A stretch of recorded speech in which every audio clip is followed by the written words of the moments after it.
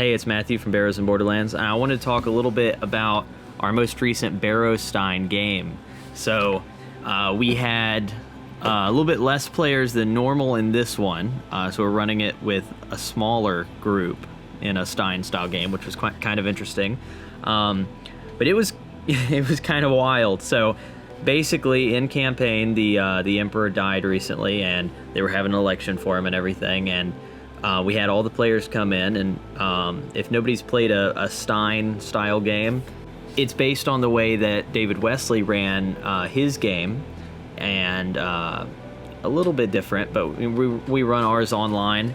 And this time we were using Jay, one of the Brosar guys, we were using his Far Gone Hills rules, and they were really good. They're based on Boot Hill, and basically the group was trying to vote on who the Emperor is going to be, and there's tons of secret goals that they have, and it's kind of a political play style game, but we use it to resolve parts of our world.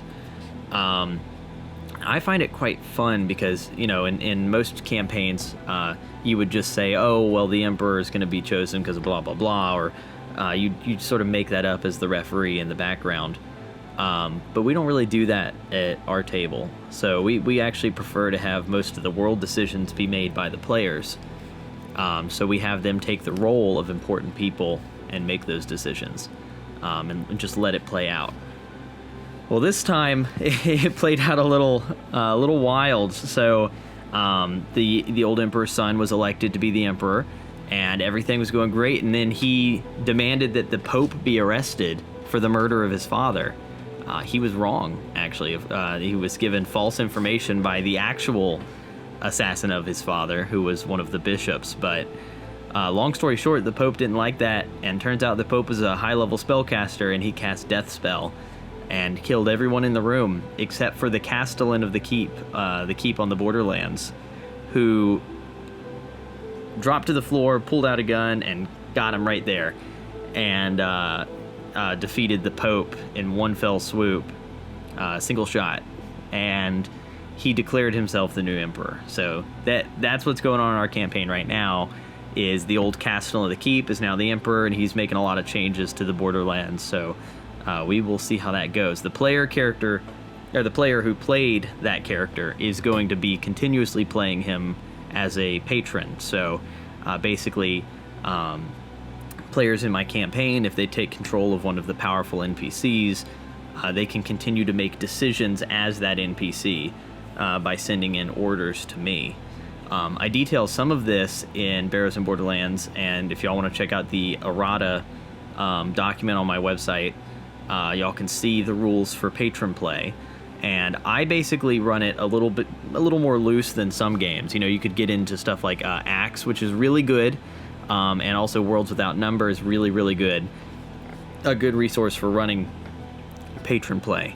But I like to leave mine a little bit loose. I don't really like the players to know every nitty-gritty thing. I just want them to give me a written order of what they want to do as the patron. And then I, as the referee, will make a ruling on it.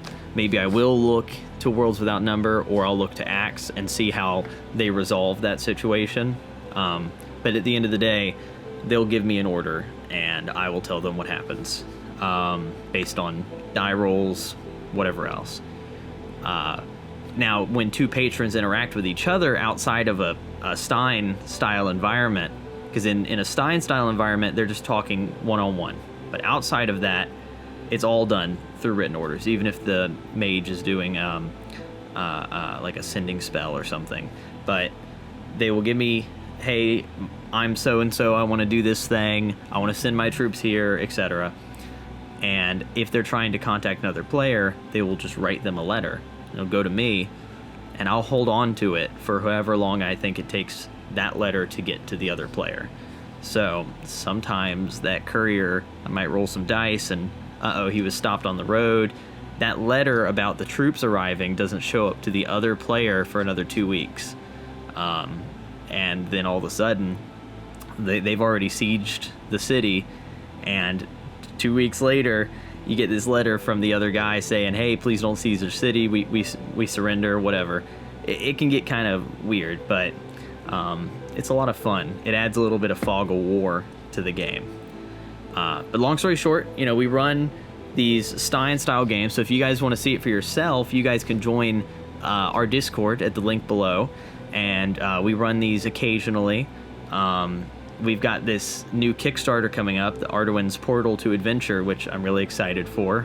More news on that later, but just know that the games in the server are still running. We've got 2 games this week, and but our next Stein game will probably be in October, so look forward to that. And if any of you guys are at Arnicon, I will be there this year running a Barrows and Borderlands table. Actually, there's going to be 2 tables there this year, so that's going to be kind of exciting. I'm not running the other one. That's going to be Chancellor DM. He just set that up. I just thought it was really neat when I opened up the schedule and saw that there were 2 B&B games. But yeah, no, I'm back. I've been writing a bunch the past week, so you know, we got some more videos coming out. One of them is most certainly kind of an ad for Radioactive Boogaloo. I guess it's an ad. It's a free supplement, so you know, an ad for a free product. But yeah, go check that out. And y'all have a good one. Thank you very much.